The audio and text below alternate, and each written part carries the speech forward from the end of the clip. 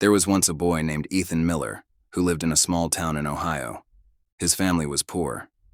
His father worked at a factory, and his mother cleaned houses for wealthy families.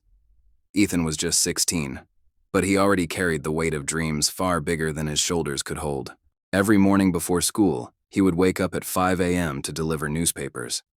He would run through the silent streets as the sky slowly changed from black to purple, waiting for that magical golden hour sunrise. That light gave him hope. It whispered, "One day, your life will change." But the world was cruel. In school, kids laughed at his old torn shoes, his cheap backpack, and the fact that he could never afford lunch. Teachers told him he was average and not made for greatness. Each word cut into his soul. At night, he would sit by the window looking at the stars, whispering, "There has to be more to life than this. There just has to." One day, Ethan discovered an old library in town. It was nearly empty, but inside he found books about great people: Abraham Lincoln, Helen Keller, Martin Luther King Jr., Steve Jobs, and Oprah Winfrey. He devoured those books. Page by page, he realized something important. Every great person had once been ordinary. They all started with nothing, just like him. So Ethan started dreaming. He wanted to study hard, earn a scholarship, and change his life. He wanted to lift his family out of poverty, to give his parents a house where they wouldn't have to work endless hours. He wanted to become someone who could inspire the world. But life doesn't hand over dreams so easily. His father lost his job. Bills piled up. His mother cried quietly at night, thinking Ethan didn't hear. He knew he had to step up.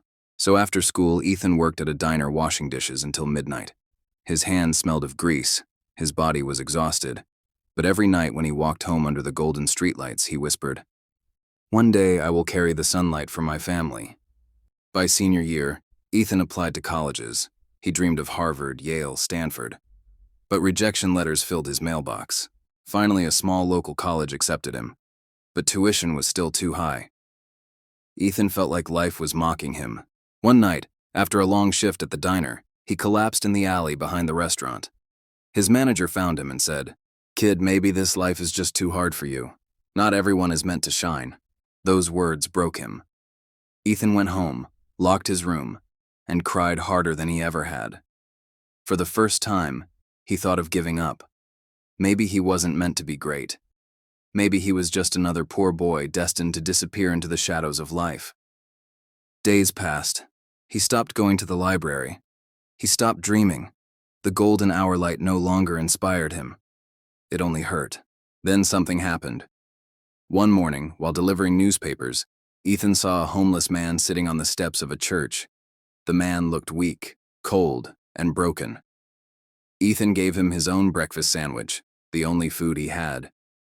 The man smiled weakly and said, "Son, even in your hardest days, you still carry light for others. Never let that light die." Those words struck Ethan's soul like thunder. He realized, the golden hour is not about the world giving you light. It's about you carrying the light, even in the darkest times.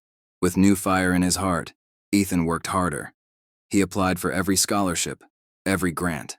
He begged his teachers for recommendation letters. He studied at the diner during breaks.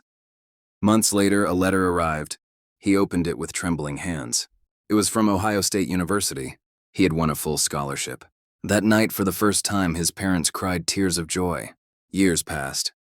Ethan studied hard, worked even harder, and became the first in his family to graduate college.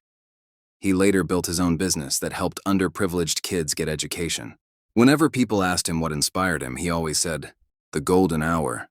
Because no matter how dark life feels, the light always comes back. And if it doesn't, you must become that light. Ethan became known as the boy who carried the sunlight. His speeches inspired millions across the USA. Kids who were poor, hopeless, or broken found new courage through his story. Life will knock you down, people will doubt you, and the world will test you.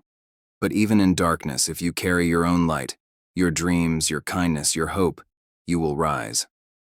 Because the golden hour always comes.